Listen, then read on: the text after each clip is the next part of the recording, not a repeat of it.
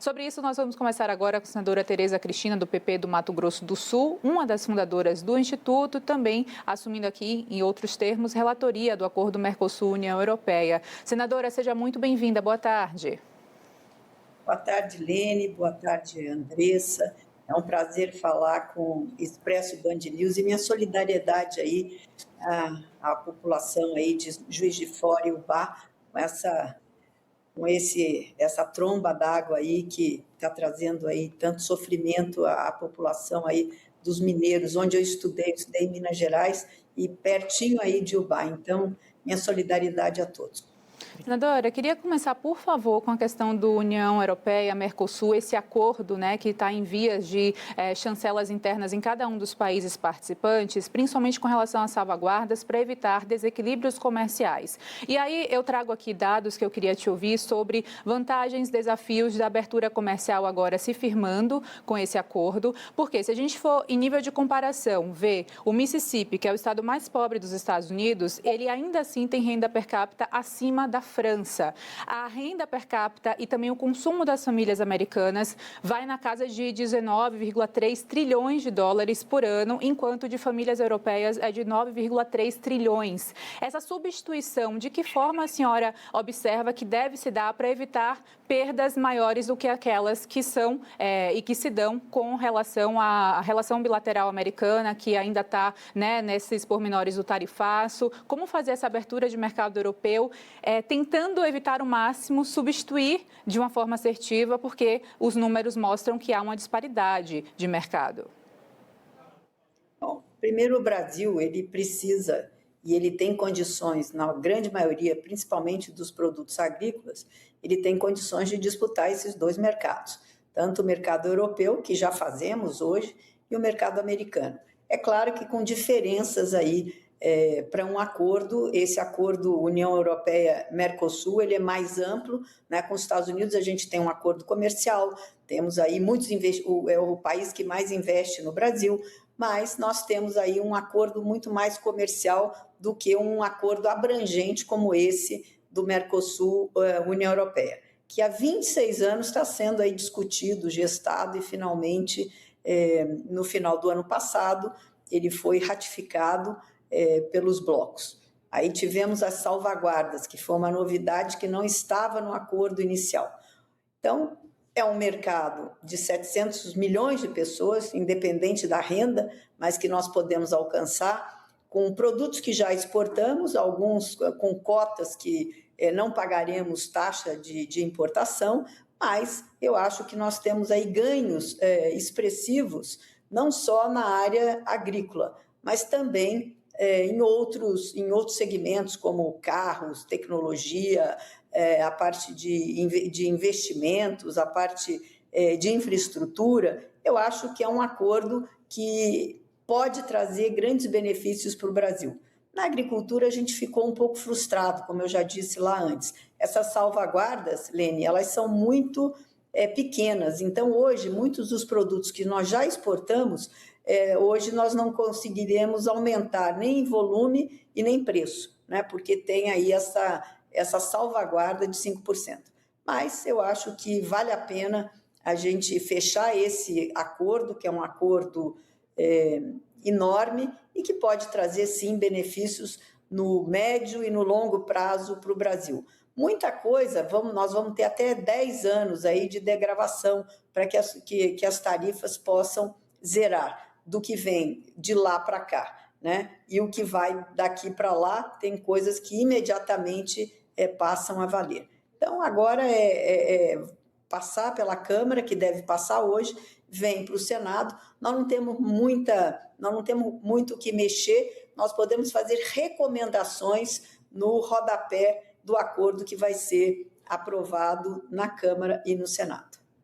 Senadora, um dos objetivos do Instituto Diálogos é promover debates e políticas públicas sobre o agronegócios e também infraestrutura. Então, eu queria abordar uma questão que diz respeito muito a esses dois setores, que foi a revogação do decreto 2600, a suspensão da concessão de hidrovias, essa decisão recente, esse recuo do governo. Eu queria uma avaliação da senhora, como que a senhora enxerga esse recuo do governo, qual é o impacto disso para a política de infraestrutura no país especificamente?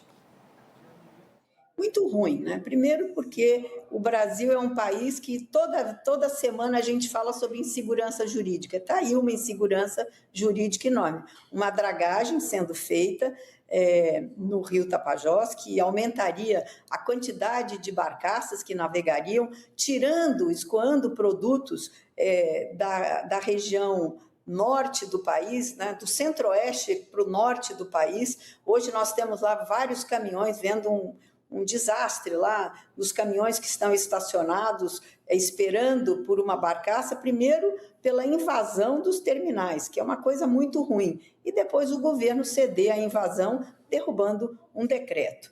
As dragagens, elas são importantíssimas para tirar caminhões das rodovias, para emissão de menos carbono. A gente fala tanto em meio ambiente e depois a gente não quer deixar, vamos dizer, as hidrovias no Brasil avançarem, ter navegação o ano todo, retirando os produtos, levando para o norte do país o ano todo, e foi o que você falou, o Rio Mississippi, há quantos anos os Estados Unidos têm essa vantagem comparativa, porque escoa grande parte da sua produção agrícola através do Mississippi, do Missouri, enfim, 4 ou 5 rios que fazem aquela hidrovia ser a maior linha de escoamento de produtos do meio oeste americano. Então, eu acho um absurdo revogarem e aceitar uma chantagem de um grupo. Sentar, conversar, reivindicar, entender, tudo isso é absolutamente compreensível. Agora, o recuo do governo é muito ruim, porque mostra que essa política pública não deve ser tão importante quanto, enfim, ceder à pressão de um grupo que não quer sentar, conversar, dialogar e ver os problemas do Brasil resolvidos. Senadora, por falar em agronegócio, a gente sabe que alguns produtos do agro, principalmente carne e café, foram drasticamente afetados, principalmente com a época do tarifaço, onde chegou até 50% da taxa. Agora tem uma nova roupagem com o Trump falando de 10%, agora 15% sobre os produtos mundialmente, né? Pegando um exemplo do agro, o café, que é um dos principais pontos de exportação aqui do Brasil, um dos principais matérias-primas também que a gente exporta. Só para a gente ter uma ideia, mundialmente falando, cerca de 70 milhões de sacas de café são consumidas todos os dias, 60 milhões dessas 170 são brasileiras, cerca de 4 de cada 10 xícaras de café são do nosso Brasil, mas o dinheiro, se a gente for parar para ver, está na mão daquele consumidor que está consumindo cápsula de café, produto final, produto acabado, refinado e não a matéria-prima em si. Queria te ouvir a respeito da importância da gente, quem sabe, investir industrialmente aqui no Brasil para avisar não só a matéria-prima em termos de exportação, mas quem sabe até o produto final pronto. Quais são os principais desafios que a senhora enxerga com relação a esse processo de reindustrialização ou neoindustrialização que o Geraldo Alckmin até comenta bastante aqui no país? É viável de que forma?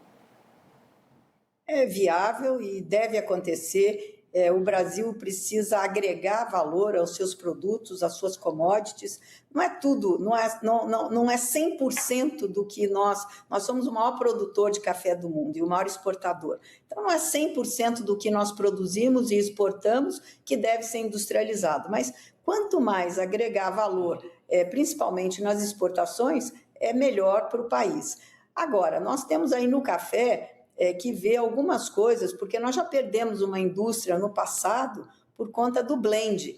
Então, às vezes o Brasil também tem que pensar não só em exportar, mas receber também um pouco de importação, para, se isso for interessante para a indústria do café, para poder fazer essas cápsulas que precisam de outros tipos de café, outras misturas.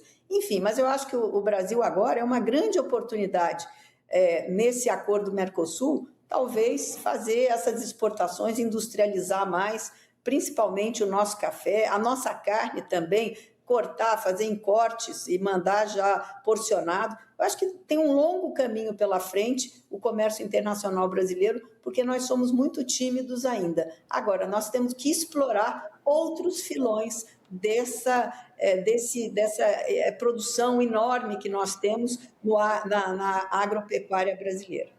Senadora, sei que a gente precisa liberar a senhora, mas não dá para tê-la aqui no Expresso e não deixar de perguntar sobre eleições de 2026, eleições presidenciais que estão aí chegando, né? A gente está falando de 8 meses para as eleições. Todos esses temas que a gente tratou aqui serão discutidos nas campanhas. Eu queria saber como é que a senhora enxerga, como é que a senhora enxerga o andamento da campanha de 2026.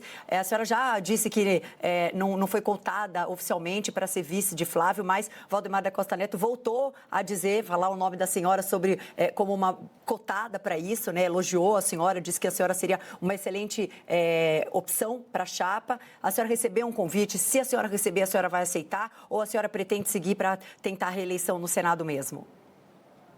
Bom, primeiro que o convite, eu fico muito feliz do meu nome ser lembrado, né, para a chapa aí do Flávio Bolsonaro, mas, primeiro, o convite não é para mim, o convite tem que ser também para o meu partido, não é só uma vontade pessoal. E eu vou dizer novamente, isso está cedo ainda. Agora as candidaturas estão sendo postas, nós temos aí até dia 4 de abril para ver quem são os candidatos e o vice vai ser chamado, enfim, lembrado e colocado à mesa para uma negociação mais tarde, depois que as coligações dos partidos acontecerem. O meu partido precisa estar junto com o PL, outros partidos, colocar na mesa quem é o nome mais interessante para tornar a candidatura do Flávio ou de outro candidato do centro-direita competitiva para vencer as eleições agora em 2026. Então, essa conversa ainda está um pouquinho cedo, ela vai acontecer, né, comigo e com outros candidatos, se for esse o caso, mais para frente, onde esses nomes serão colocados à mesa, avaliados, e, enfim, ver o que cada um pode contribuir com as candidaturas colocadas no meu campo conservador. Obrigada, senadora. Obrigada pela participação. Excelente trabalho para a senhora, viu? Até a próxima. Obrigada. Muito obrigada. Eu que agradeço. Bom trabalho para vocês também. Para nós.